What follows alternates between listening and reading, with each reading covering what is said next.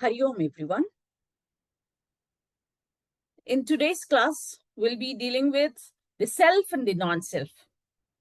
The of Tattvabodha, that is written by Adi Shankaracharya and beautifully explained by our Guruji, wherein this can be applied into our life with a clear understanding. And if we get the clarity, then how to segregate the self and the non-self can be literally understood and applied in our life.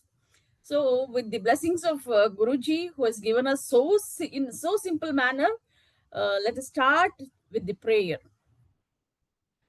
Guru Brahma, Guru Vishnu, Guru Devo Maheshwaraha, Guru Sakshat Parabrahma, Tasmai Shri Gurave Namaha.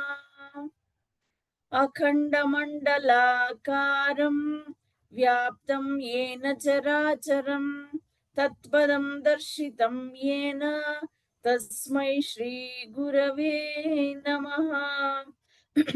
सदाशिवसमारम्भां शङ्कराचार्यमध्यमाम् अस्मदाचार्यपर्यन्तां वन्दे गुरुपरम्पराम्। नारायण समारंभां शंकराचार्यमध्यमाम् अस्मदाचार्यपर्यन्तां वन्दे गुरुपरम्पराम्।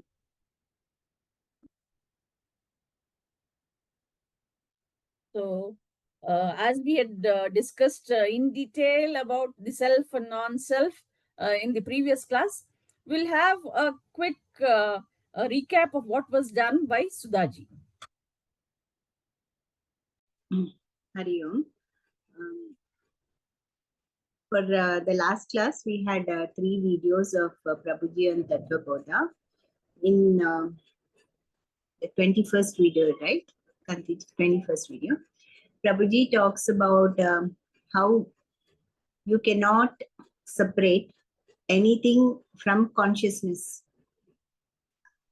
And he gives the example of space. He says that just as you cannot separate anything out of space, everything is in space. It is not possible for you to say that here space is not there. There is space everywhere and everything is in space. So in the same way, Prabhuji says that it is not possible to separate out consciousness, I and consciousness. So Prabhuji says that if there is existence, because I means existence, to be. If existence is there is consciousness. He gives the example that if you exist, can you say you do not have consciousness? And if you have consciousness, can you say you don't exist? In other words, to be, that I-ness, which we all feel all the time, which we now are learning the word Atma, that I-ness is actually existence, to be. And to be means in the form of consciousness. So that is the first essence of the first talk. Then in the second talk, Prabhuji elaborates at great length about Atma and Anatma. And then he says that it is not physically ever possible to separate the Anatma from the Atma and isolate the Atma and know the Atma and live as the Atma. He says it only has to be done by a process of discrimination. And this, in order to highlight this, Atma, Anatma, he says it is the, he gives the example of the experienced and the experiencer. And he says that in this world, there is always an object that you are experiencing. And then there is the experiencer, normally, which is I. So Prabhuji says, if you are eating food, food is the object and I am the experiencer. Therefore, I am the Atma. He says Anatma is the object, Atma is the experiencer.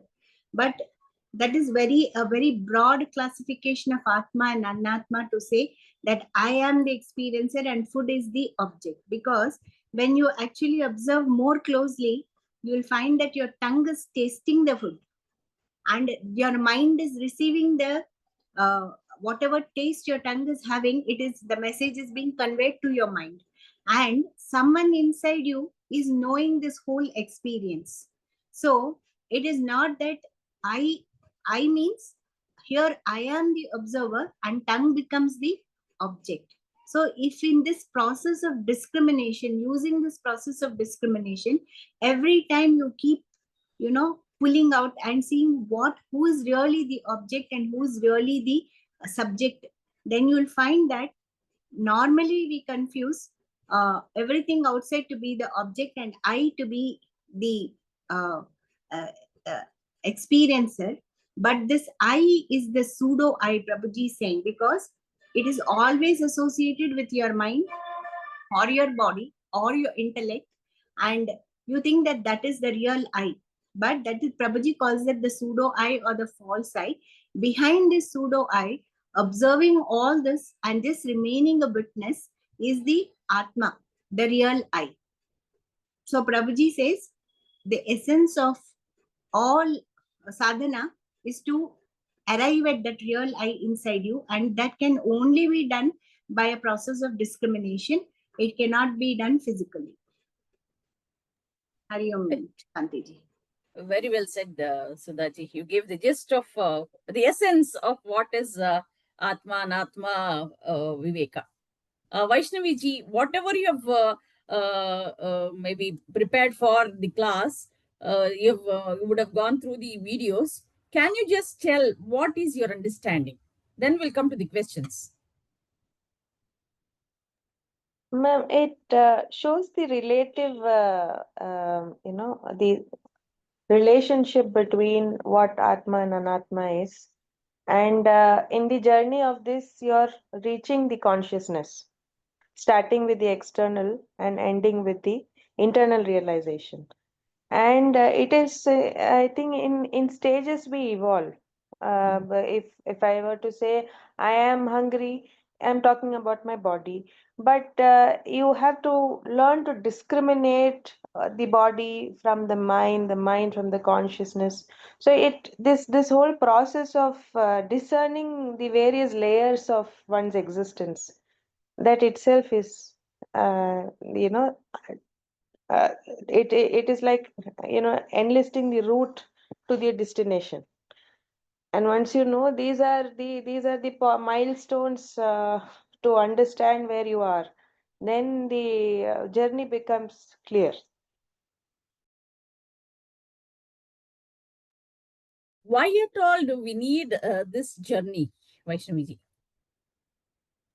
And we are all in the pursuit of eternal happiness and uh, realization, the the realization of our true self, true nature.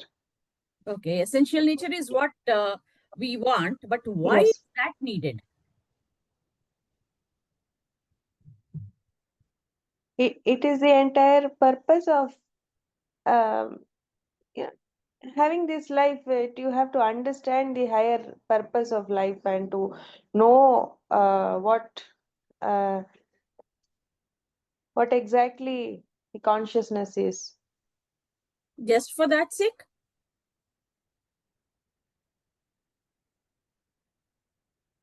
Mm. It's a general question wherein you'll have to think from your perspective and answer. Ma'am, if you're in the pursuit of happiness, you're in the pursuit of your eternal peace, and you have to discriminate what is going to be unreal from real, and what is going to be transitory from the permanent. And in that journey, this realization is the goal, to know that you're the true consciousness. No, if we don't understand all those, what will happen to us? What difference would it make?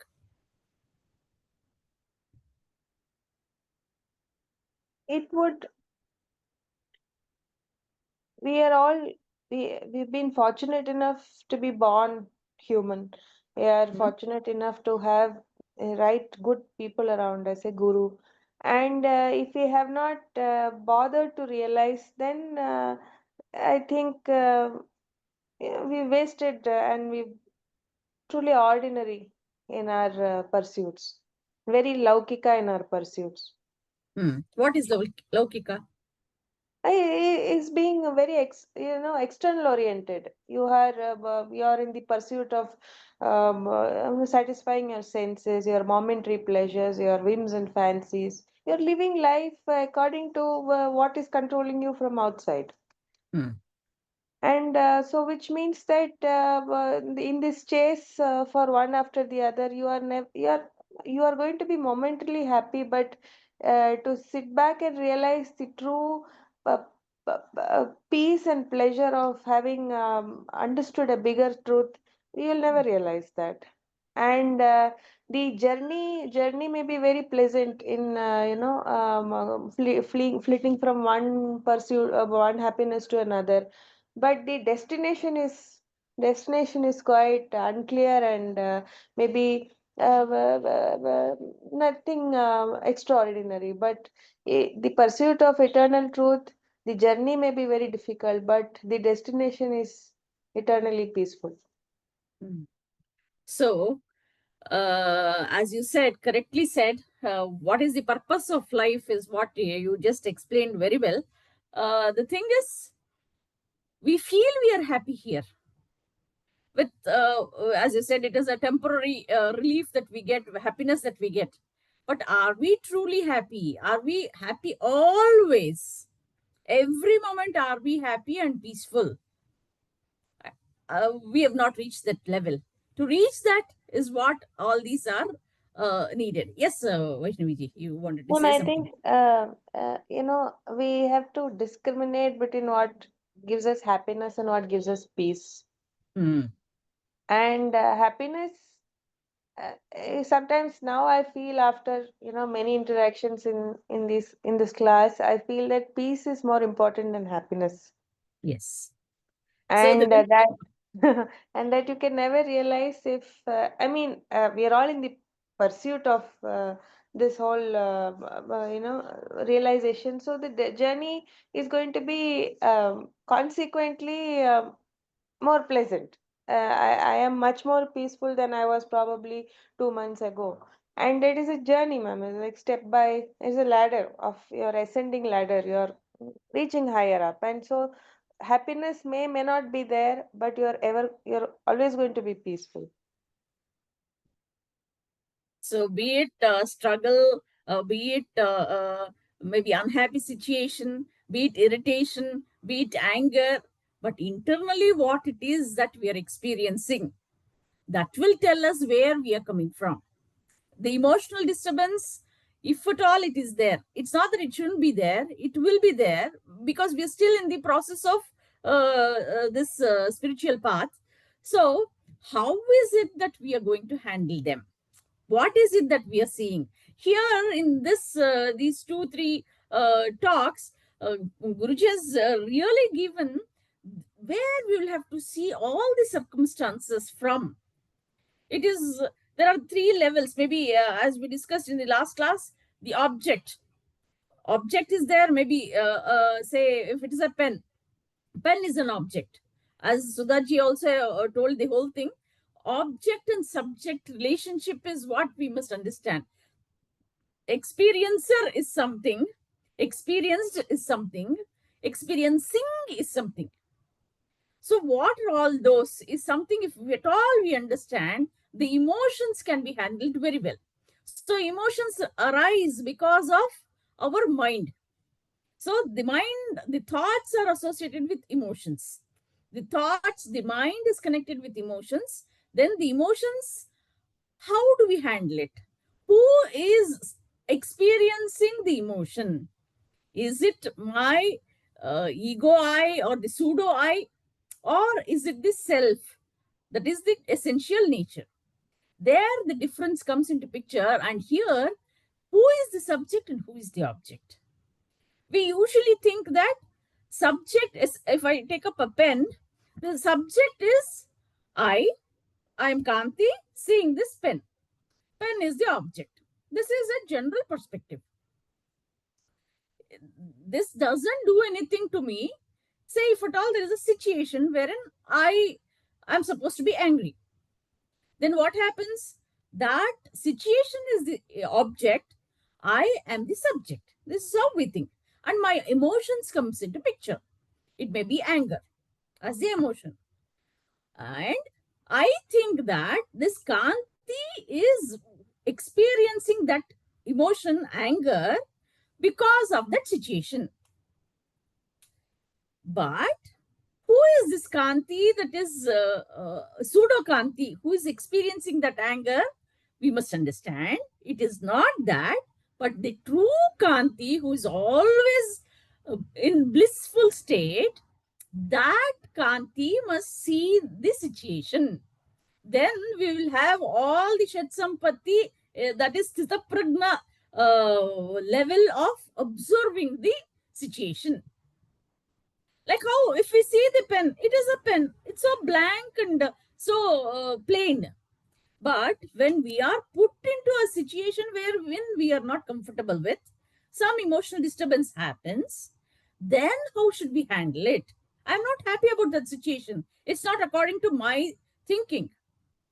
Then I'll have to differentiate between the Atma and the Anatma, the subject and the object. So who becomes the subject with the object? That we must understand. Hari Om, Geetaji, you just joined when we were discussing. So have you gone through the videos? Last week I've gone through, but recently I could not. Okay, the same thing. We are repeating the same because this is very important. True. Okay. So another one more thing is that if at all what is that experience that we are having is something that is very important. If it is a calm and peaceful experience, we would never ever think of going and understanding the spirituality. The Advaita Vedanta itself is not needed. But because we are feeling that there is some maybe not comfortable living or experience in our daily life, we need to go through all this. Then comes into picture the Mithya and Satya. What is that Satya and Mithya? One that is, Geetaji, can you tell? If at all, this has been done over maybe 2-3 sessions. What is Mithya and what is Satya? Not related to this talk, in general. But whatever is is happening, it is it's in an illusionary way it is happening. The Satya is the Atma level. Whatever is we are with consciously we are experiencing all asatya. Yes, you told it correctly. Mithya is experientially real, but factually not real. All these that are happening is experientially real. So this is the dream world, Mithya. World is being experienced, but it is not real. Okay. Experience is due to what? It is because of the sense organs and minds, which are limited. It is in a box. We are not going out of the mind. Anything that we experience is mithya. So we must not hold on to anything. So here, mithya and satya comes into picture. What should we hold on to? We must not hold on to these. That is, we must not. Nanu nanembudu nanalla, ideha manabuddhi nanalla, sachidananda atma shivananu nane. That means mind is mithya, body is mithya, intellect is mithya. Then what is real? Satchitananda atma shivananu nane. That means atma is real. So we will have to hold on to that. So will the atma experience any of these emotions? No. It is only the mind, the body, which experiences all these emotions. So now what is that which is always present and what is that which is not present? Again, self and non-self comes. This everybody knows. Now, Geeta ji, you can tell what is Atma?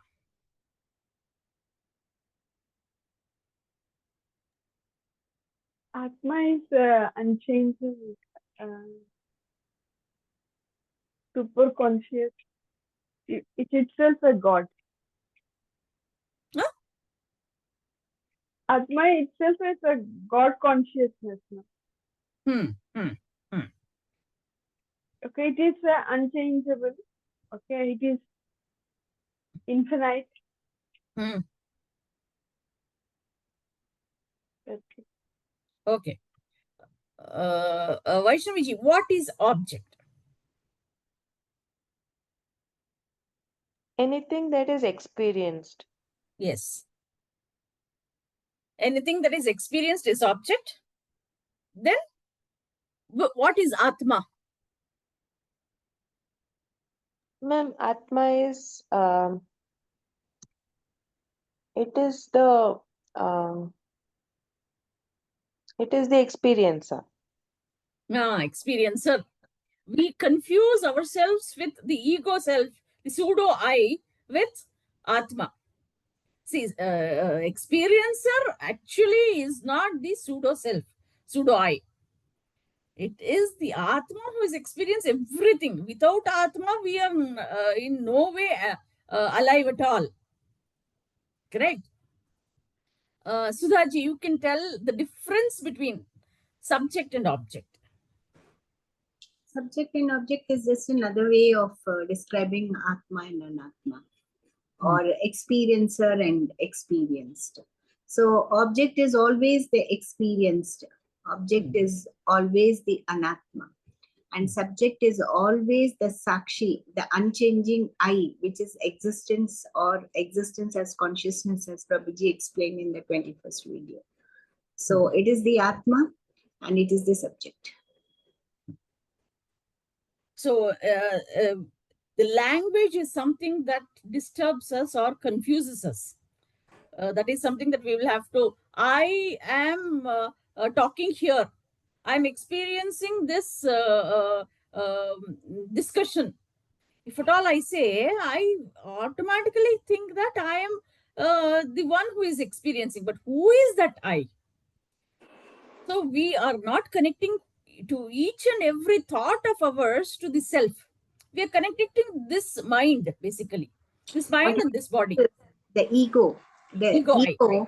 That ego is so strong. It has been coming with us from so many lives in this Punarjanmavastha. It has been coming with us. So that ego is so strong. It is very hard to break that barrier of the ego and go to the Sakshi. It is only when we come to teachers like Prabhuji, who every other sentence he will be talking about the Sakshi Bhava. And then you will start wondering, oh, there is something behind this ego. This ego always is identified with the mind, the body, or the intellect, and the whole game is in between these three only.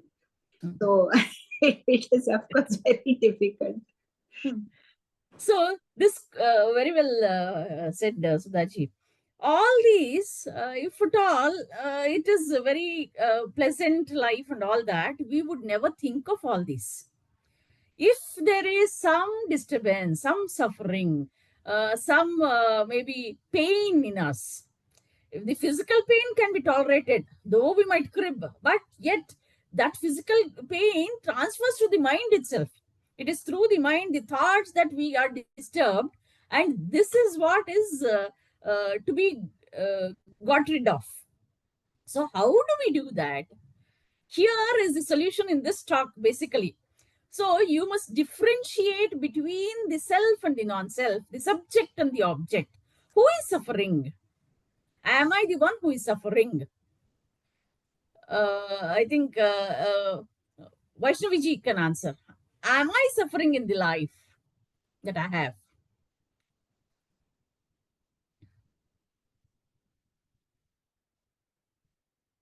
Ma'am, I didn't get you. Can you repeat, ma'am? Who is it who is suffering in life? You have some issue wherein that you're not comfortable with. You feel that that is suffering for you. Maybe from your own example, if I take, you're not so comfortable with losing your father. So who is suffering here?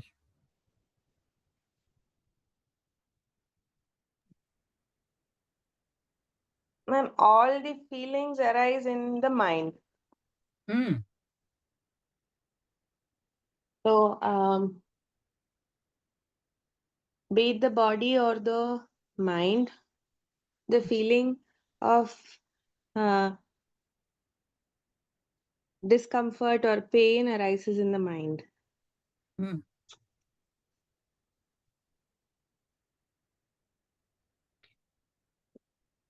It would be the mind that says that I am suffering. So who is mind then?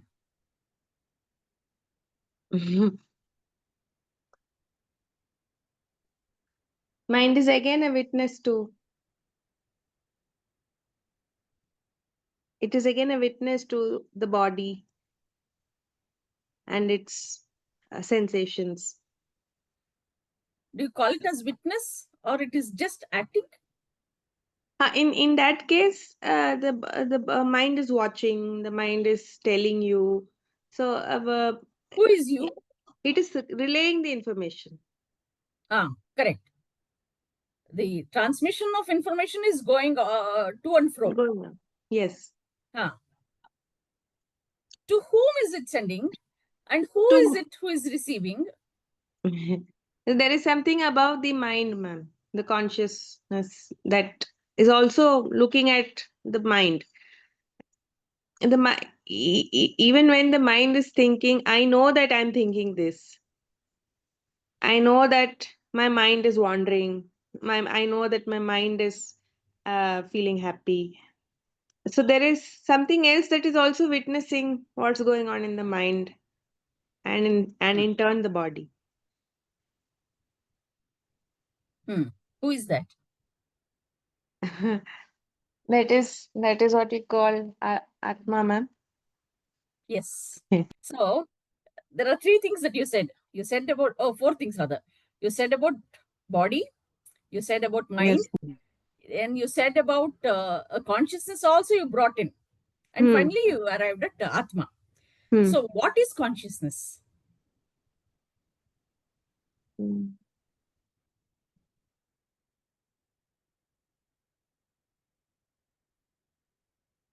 Vaishnavi ji itself.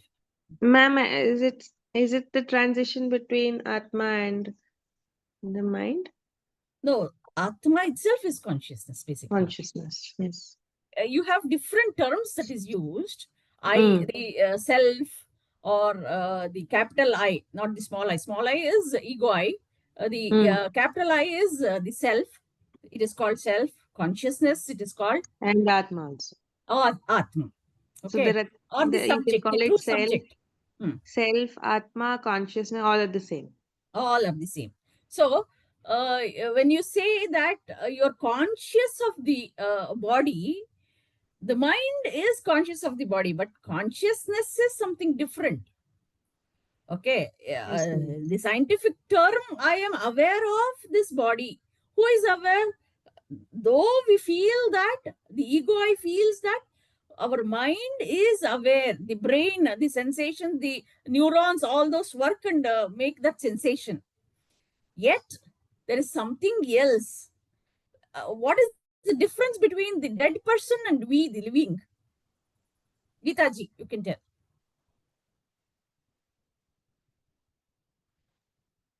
This person has only the body, which don't have the chaitanya. The soul will not be there. The soul will. What is soul? Is the consciousness, the pure What is consciousness. consciousness? It's the infinite energy, chaitanya, Satchidananda state. So where is your infinite energy within you? It is in our heart, Hridaya. Hridaya. So it is like one organ, like lungs or kidney or something like that? No, ma'am. It is an energy. Okay, it will be there in the subtler bodies of the human being. Yes, yes. So, why all these questions were asked is, you had some question, right, Geeta ji? No, ma'am. Actually, I thought to give my input when we were talking. No, just now, to differentiate. So I wanted to say the personality. Actually, the personality has the ego, and the Sachidananda, the Atman, the real I. There is always a conflict. So we can use as a personality as a term also here, I felt. No, So that's why I personality, wanted. if it comes, instead of that, object and subject is always a generic word. Correct. Yes, ma'am. Yes, yes. Because person means we have some description of a personality, right? So it cannot be, say, if it is a mouse, or if it's a pen, or if it's a switch, something like that, you cannot call that as a personality.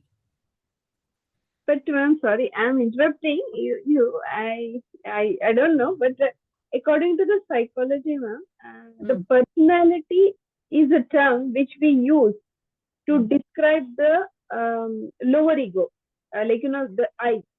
What we think the body consciousness we call as a personality. Yes, characteristic feature So of a person. Yeah.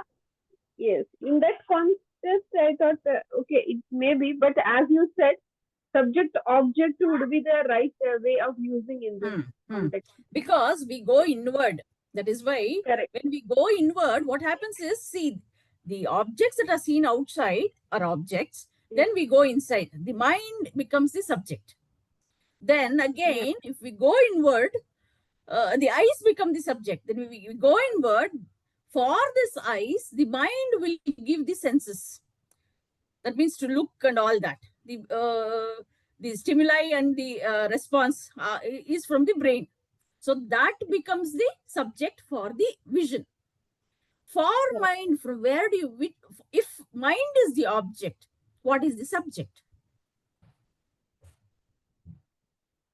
Experience. The body itself is a subject. The body is the eye. Okay. See, there are different levels. 3 levels comes here. This is little, you will have to go a little deeper into this understanding. See, this is a mouse. This is an object that is seen from the eyes. Object, the eyes become the subject. Okay. Mouse is the object, eyes becomes the subject. Then, that is, I am seeing the mouse. That is how we generally say. But for the eyes, who is giving that input to the eyes to see it? And oh, this is mouse. What is happening? Who is it that is at the background of the eyes? Yeah, the soul itself. The consciousness is giving. Consciousness. For the mind, it is the consciousness. For the mind, it is the Atma. For the mind, it is the self. Okay. So there, if we have to arrive, then subject-object will be easy to understand. True. So here, Atma or self or the, what do you say, the capital I, consciousness, everything is at the background of every activity or inactivity of ours. So that is the true subject. All the others, the body is the object, the mind is the object around us are the objects. So what we usually understand is objects means the outwardly objects are objects and I am the subject. As a person, I am the mind, body and ego, everything mixed is the subject. That is how we think. But in philosophy, in Advaita Vedanta, who is the subject, the true essential nature of each person becomes the subject. When we go and stand there, everything will be balanced. We will be peaceful. So that is why you will have to reach there. So the emotional disturbance comes in the mind. So to go beyond that, we will have to seek the consciousness or Atma or the self, leaving the pseudo I, pseudo, what do you Right. call, pseudo subject. Okay, because that is not what is true. That is not what is permanent. This body dies. This mind dies. When we sleep only, the mind is not active. This body is not active, but yet it is working. So what takes care of this body and the whole of the activities, internal activities? What takes care of this particular person? Chaitanya only, ma'am. That's all. So it is the consciousness or Atma. That is the subject. We will have to understand going deeper inward. Yes. So that is how we can understand what is subject and what is object. It is not our English language which gives us subject and object. But here in Vedanta, it is totally different, that subject is nothing but Atma, which is unchanging, permanent, eternal, infinite bliss, Satchidananda. Yeah. Okay. Yes. So we confuse with the pseudo subject with the true subject. That is the problem that is being existing now for us. Okay. So now, with this, we can have some scenario-based questions. Say, for example, Vaishnavi can answer. Or maybe I'll ask Sudhaji this question. If at all, say, for example, your daughter leaves the home and goes out for either study or something, who is the subject here and who is the object, and what is the emotion behind it, and what is your understanding from pseudo subject and from true subject? All these I would like you to answer, Sudhaji. So the pseudo subject, which is always the ego identified with the mind and body, is of course going to be very traumatized. So when my daughter actually left home, I went through that pain of separation and that anxiety about how she is she all right, is she coping fine? So those are all the emotions associated with the pseudo self, because it's the mind, and mind never let goes of what it thinks is belongs to it. So mind feels in the role of a mother, the child is mine. Oh, it's not necessary to go so far, she can be somewhere where I can see her. So all those emotions are the emotions of the pseudo self. But after much introspection, I won't say when I was going through it, I could feel that I'm the real I know I didn't go through any of that, frankly. I went through a lot of trauma, many months. I can also say years. Then I turned to Prabhuji a little more strongly, and I started, at that time Prabhuji started having classes, actually Atma Darshana classes he started having. So I would come to Prabhuji and I would listen to him. And also I have some spiritual background, so I would keep reading my own literature at home. So slowly, after much effort, the idea came to me that just as when you sleep and you have a dream, in the dream, how that is so real, and that pain or that joy or that fear, whatever I experience in my dream is so real. But in this awake state also, that is only the actual truth, that all these are characters, and I am just saying I'm the mother, she's the daughter, oh I'm missing her, I'm anxious about her. So this is all just role playing, and this will also disappear sooner or later. I can't do anything about it. But to remember that I'm the Atma, to continuously go back to that state of that Sakshi Bhava, not that I'm this mind, body, or this ego, or this intellect, to continuously remember and go back to that point. That stabilized me. That stabilized me. And slowly, very gradually, this faith came in that, you know, when I left my home, who took care of me? God took care, the divine, whatever you name you give it. How that divine took care of me, showed me the way. In the same way, that same divine who is here, who's sustaining this body and mind, will also sustain that body and mind. I don't have to get over anxious. Sometimes I may feel concerned, but I don't have to get over anxious. Everything is fine and everything will continue to be fine. And turned a little more deeply into myself. So that was really my actual journey when my daughter left. It took many years. I may have told in a few minutes, but it took many years. And a lot of grace from Prabhuji. That I cannot even deny. All these words that I'm saying, I did, I could do, only because of the grace that Prabhuji showed me. And yeah. So this is something that you really share it very well, though it's not something that you're telling it out of the lessons and all that. That is your experience, and you have gone inward and seen it as witness.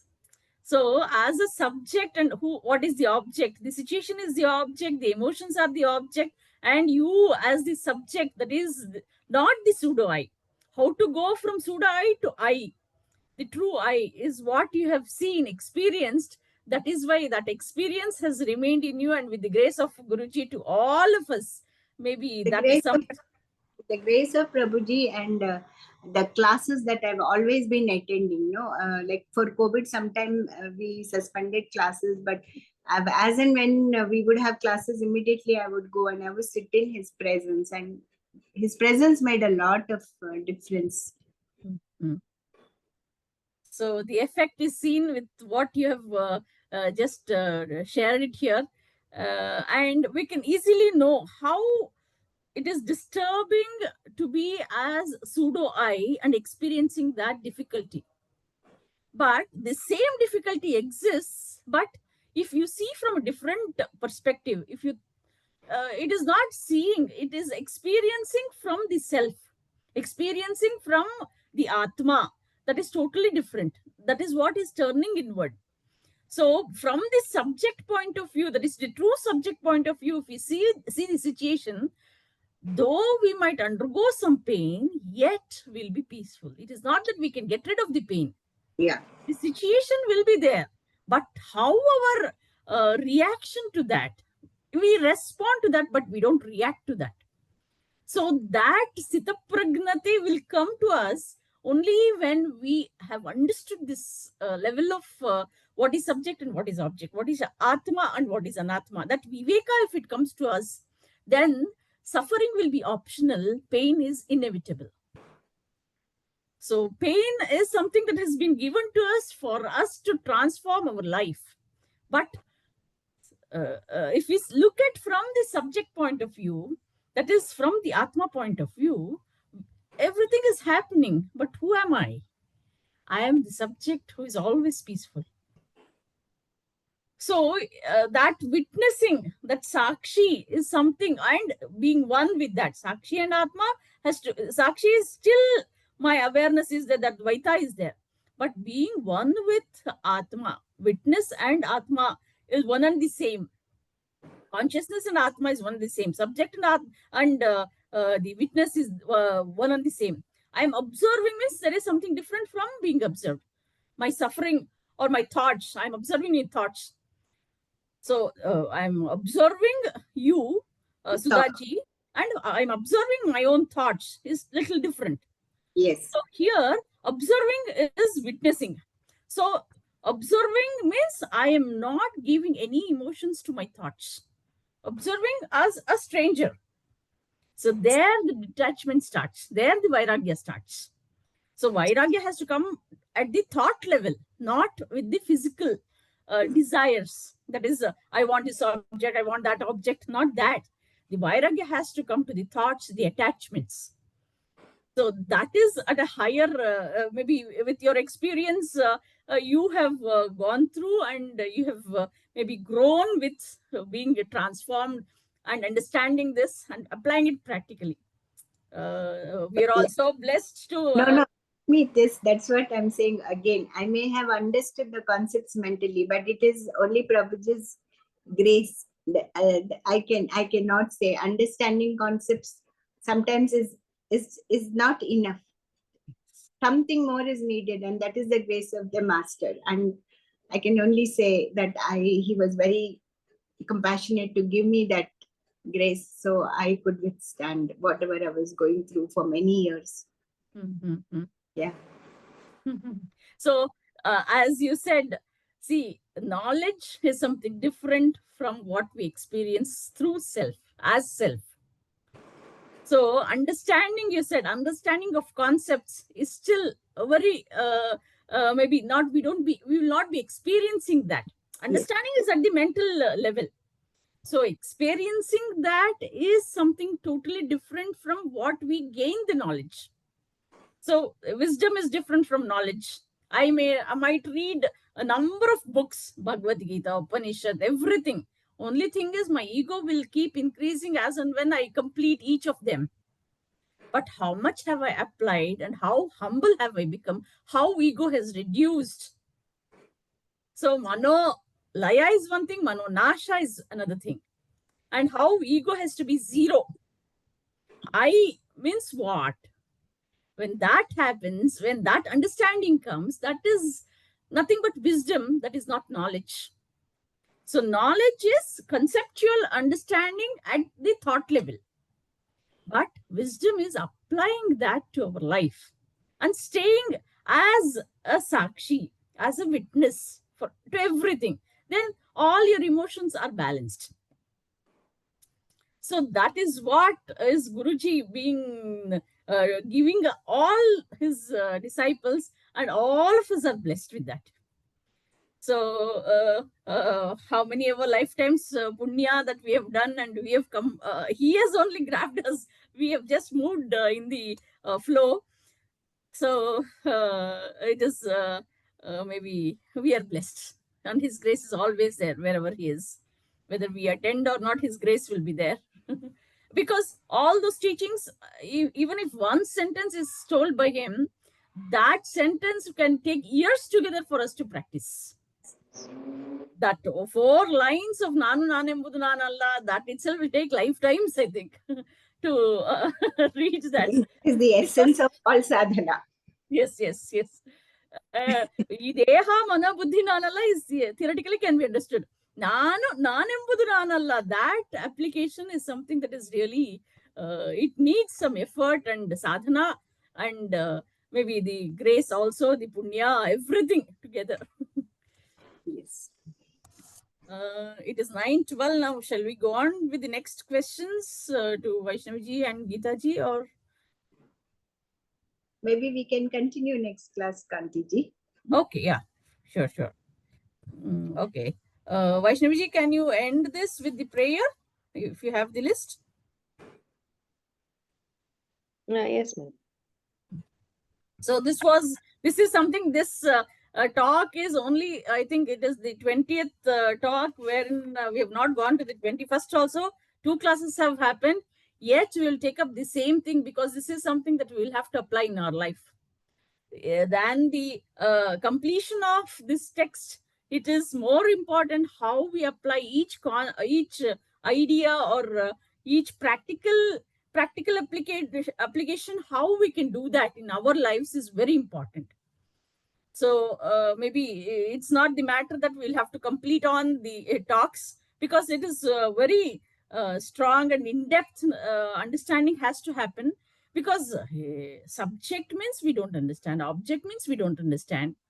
So what is Atma? What is subject? Mind, the sense organs, then the objects, then again the whole of this whole body, the mind, the intellect collectively, who is making it to work? What is that which is making it to work?